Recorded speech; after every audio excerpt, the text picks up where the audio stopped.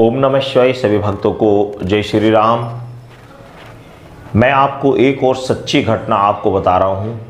यह सच्ची घटना भक्ति से ओतप्रोत है। इसको आप ध्यान से सुने, भक्ति में बड़ी सहायक होगी।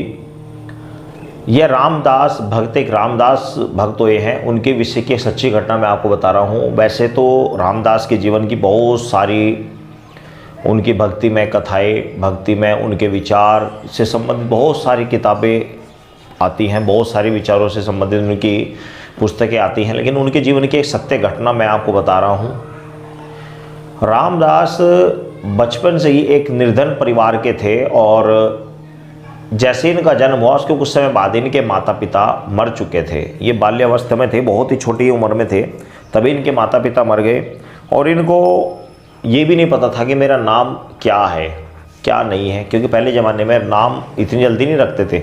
अब तो बच्चा जन्म बाद में लेगा, नाम पहले से उसका रख लेते हैं, तो उस समय ऐसे नाम इतनी जल्दी नहीं रखा करते थे। तो कुछ समय बाद ये, जब रामदास जो भक्त थे, जब ये घर घर फिरते और लोगों से भिक्षा मांगते, कुछ खाने को मिल जाता ठीक है, नहीं मिलता तो भी ठीक है, तो ये एक आश्रम में गए और उस आश्रम में जो महात्मा थे उनसे इन्होंने जाकर निवेदन किया कि महाराज, हे प्रभु, मैं आपके आश्रम में रहना चाहता हूँ, आप अनुकंपा करें और मुझे अपने आश्रम में रख लें। तो जो महात्मा थे उन्होंने देखा, संत ने देखा कि भाई बच्चा है और बच्चे के पास कपड़े भी ठीक नहीं है, कपड़े फटे पैर रखे हैं और बड़ी दीनहीन स्थिति में है। तो उन्होंने पूछा, बेटा तुम्हारा नाम क्या है? तो रामदास कहने लगे कि गुरुजी मेरा कोई नाम है ही नहीं।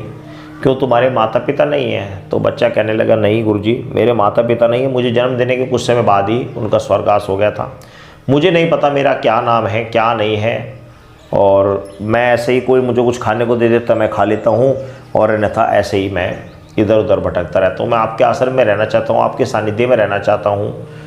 तो जो वहाँ पर गुरुजी थे उन्होंने कहा कि बेटा, आज से हम तुझे एक नाम दे रहे हैं, तेरा नाम रामदास होगा और रामदास के नाम से ही तू जाना जाएगा।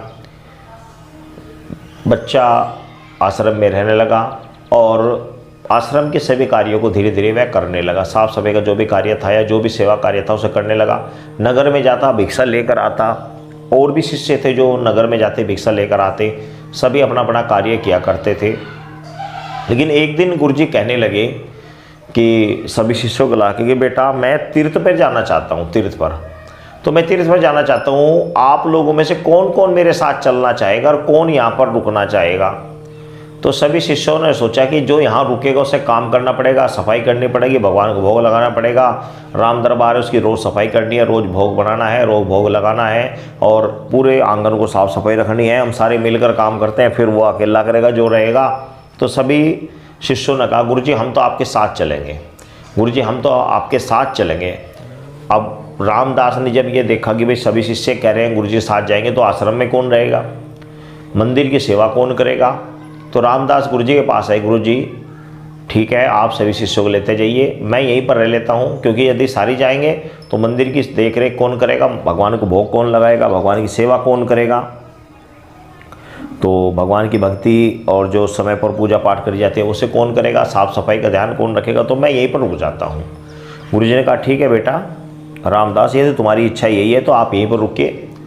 तो रामदास को गुरुजी मंदिर में ले गए और उन्हें बताया कि भाई ऐसे ऐसे यहाँ पर सफाई की जाती है, आपने बाहर की सफाई आज तक देखी, लेकिन अंदर ऐसे इस प्रकार सफाई की जाएगी मंदिर की, और ये ऐसे ऐसे कार्य किया जाता है, इस प्रकार भोजन बनाया जाता है, इस प्रकार पत्तल काटे जाते हैं, इस प्रकार जंगल से लकड़ी आएगी और इस प्रकार भगवान जी को भोग लगाया जाएगा। भगवान के भोग लगाने के बाद ही आपको भोजन ग्रहण करना है। रामदास जी ने सभी बातों को ध्यानपूर्वक समझ लिया। अब उसके बाद में गुरुजी अपनी तीर्थ यात्रा के निकल पड़े, उनके साथ उनके जो शिष्य थे वो भी निकल पड़े। आश्रम में केवल रामदास जी रह गए। अब रामदास जी ने सुबह उठे, उन्होंने देखा आज काम बहुत सारा है, अकेला बंदा बहुत काम है, तो वो बेचारा अकेला आश्रम का सभी काम करना था, तो जल्दी उठा, जितना काम उससे हुआ उतना करा। उसके बाद वह नगर में निकला। नगर में जाकर उसने नगर में भ्रमण किया और वहाँ से भिक्षा से जो कुछ भी प्राप्त था उसको लेकर आया, और उसको लेकर आने के बाद उसने भोजन तैयार करा, आश्रम की साफ़ सफाई करी, मंदिर की सफाई करी, शाम को उसने पूजा की और वह उस भिक्षा से भोग प्रसाद तैयार करा। और जब भोग प्रसाद तैयार करा तो भगवान के सामने रखा और भगवान से विनती करी, प्रभु श्री रामचंद्र जी से, माता सीता से, लक्ष्मण जी से और हनुमान जी से कि प्रभु आप आइए, भोग लगाइए, आप लगाओगे तो मैं भी खाऊंगा। अब वो बार बार प्रभु से कहता, प्रभु सामने नहीं आते। अब उसे तो ये पता था कि भगवान शायद ऐसे ही खाते होंगे सामने आकर। चलते समय गुरुजी ने एक बात और भी कह दी थी कि बेटा तू कहता था ना कि तेरा संसार में कोई नहीं, तो ये श्री रामचंद्र जी तेरे पिता हैं, माता सीता तेरी माता हैं, और ये जो बराबर में खड़े हैं लक्ष्मण जी तेरे चाचा जी हैं, और ये जो हाथ में गदा लिए खड़े हैं हनुमान जी ये आपके भाई, बड़े भाई हैं। तो अब भोग रखकर रामदास कहने लगा कि हे पिताश्री, हे माताश्री, आप भोग लगाइए, हे चाचा जी आप भोग लगाइए, बड़े भाई साहब आप भी भोग लगाइए। आप नहीं खाएंगे तो मैं किस प्रकार खाऊंगा, आप लोग ही नहीं खाओगे तो मैं कैसे खाऊंगा। काफ़ी देर भोग करते हो गए, जब उनको विनती करते हो तो कोई चीज़ रिस्पॉन्स नहीं मिला, कोई भी। जब उन्हें लगा कि कोई भी सामने आकर भोग नहीं खा रहा है तो रामदास को लगा कि मेरी भक्ति में कोई त्रुटि रह गई, मुझसे सेवा में कोई गलती रह गई, मुझसे भोग बनाने में कुछ त्रुटि हो गई है, मेरे पिताजी माताजी भोग प्रसाद खाने नहीं आ रहे हैं। तो उन्हें बड़ी गलानी हुई। उन्होंने सोचा कि भाई मेरा जीना ठीक नहीं है, इससे अच्छा तो कि मैं मर ही जाऊँगा। तो वो ये विचार करके शाम के समय वहाँ से चल दिए और एक पर्वत पर जाकर ये सोचने लगे कि मैं पर्वत से गिरकर अपने प्राण त्याग दूंगा। तब जब मेरे पिता और माता पिता ही मेरे बनाए हुए भोजन को स्वीकार नहीं कर रहे, मैं उससे गलती हुई, त्रुटि, पाप बन गया है, तो मैं गुरु जी को क्या मुँह दिखाऊँगा, तो मैं अपने प्राण त्याग देता हूँ। इधर प्रभु श्री रामचंद्र जी हनुमान जी को भेजते हैं कि भक्त हनुमान जल्दी जाओ और उस अपने भाई को तुरंत वापस लेकर के आओ। जैसे ही रामदास पहाड़ से नीचे गिरने को होते हैं तभी हनुमान जी पीछे से हाथ पकड़ लेते हैं, और हनुमान जी जैसे हाथ पकड़ते हैं तो उस समय रामदास कहता है कि मैं जब से आपको बड़े भैया बुला रहा था, जब से आ जाओ खाना खा लो खाना, तब तो आप आए नहीं, अब आए हो। तो उस समय फिर हनुमान जी कहते हैं कि रामदास चलो, पिताजी बुला रहे हैं, माता जी भी आपकी राह देख रहे हैं, चलो शीघ्र चलो, मैं आपकी इंतज़ार कर रहे हैं। तो वापस आए, तो वापस आने पर देखा कि प्रभु श्री रामचंद्र जी, माता सीता, लक्ष्मण जी सभी बैठे हुए हैं, भोजन खाने के लिए तैयारी पर बैठे हैं। इधर रामदास भक्त भी आ गया और हनुमान जी भी आ गया।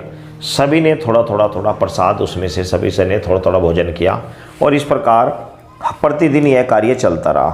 प्रतिदिन शाम के समय जब पब्लिक चली जाती, सभी कोई मंदिर जाता वो चला जाता, उसके बाद में रामदास जी भोग लगाते और वे भगवान को बुलाते और भगवान के सब लोग बैठकर भोजन करते, भगवान भी उनके सामने बैठते और भोजन करते। ये क्रम कुछ समय तक चलता रहा। लेकिन एक दिन रामदास के मन में एक बात आई कि भाई मेरे पिताजी हैं ये भी कुछ नहीं करते, मेरी माताजी हैं ये भी कुछ नहीं करती, भाई बड़े भैया हनुमान जी ये भी कुछ नहीं करते, चाचा श्री लक्ष्मण जी ये भी कुछ नहीं करते, बस ये खाते खाते रहते हैं, करते कुछ नहीं है। इनको जो भी आता है खिला कर चला जाता है, ये करते कुछ नहीं है। करता मैं अकेला हूँ, खाते हैं सारे हैं, सारे मंदिर की सफाई करूँगा, सारे आश्रम की सफाई करूँगा, भिक्षा मांग कर लाऊँगा और तब जाकर मैं भोजन बनाऊँगा। तो भाई ऐसा तो काम चलेगा नहीं, ऐसा तो दिक्कत हो जाएगी, ऐसे काम नहीं चलेगा। तो उन्होंने प्रभु से कहा कि प्रभु देखो ऐसे काम नहीं चलेगा, ऐसे काम नहीं चलेगा, आप सबको भी मेरे साथ काम करना पड़ेगा।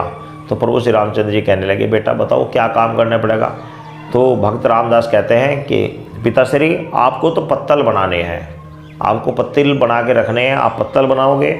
और लक्ष्मण जी, चाचा जी, जो लक्ष्मण जी हैं चाचा जी, ये चाचा जी जाएंगे जंगल में, ये लकड़ी लेकर आएंगे, और माता सीता जो हैं ये भोजन बनाएंगी, मेरी माता मेरी श्री ये भोजन बनाएंगी, और बड़े भैया और मैं हम नगर में जाएंगे और भिक्षा लेकर आएंगे, और भिक्षा लाकर हम आपको देंगे। इस प्रकार कार्य होगा, और मैं कम से कम कार्य करूँगा, बहुत मैंने कार्य कर लिया, अब आप कार्य करें, मेरे से नहीं होगा इतना कार्य।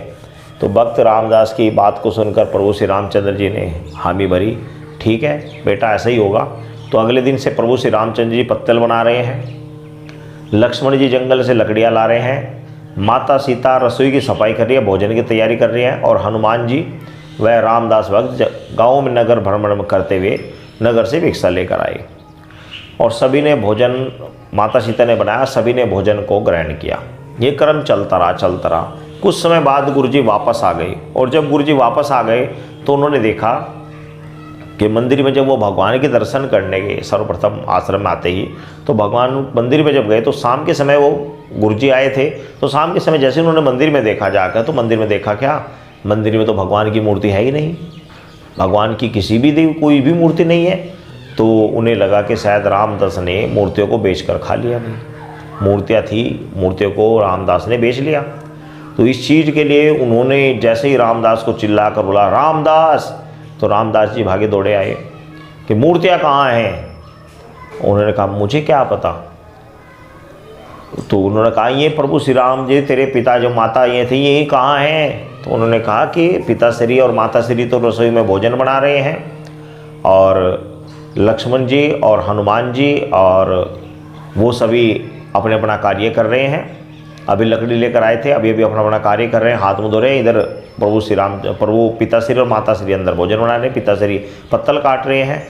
तो इस बात का गुरु जी को बड़ा क्रोध आया कि ये झूठ बोल रहा है, ऐसा भी होता है क्या। तो उन्होंने जाकर एकदम रसोई में जैसे ही देखा तो रजे मुनि को एक झलक दिखी, पूर्व श्री राम जी पत्तल बना रहे थे और माता सीता रसोई बना रही थी। जैसे ही उन्होंने उनकी तरफ देखा तुरंत ही वो अदृश्य हो गए और जाकर मंदिर में विराजमान हो गई। ऐसे ही प्रभु श्री रामचंद्र जी, लक्ष्मण जी, माता सीता और हनुमान जी सब जगह अपने अपने जाकर मूर्ति रूप में विराजमान हो गए।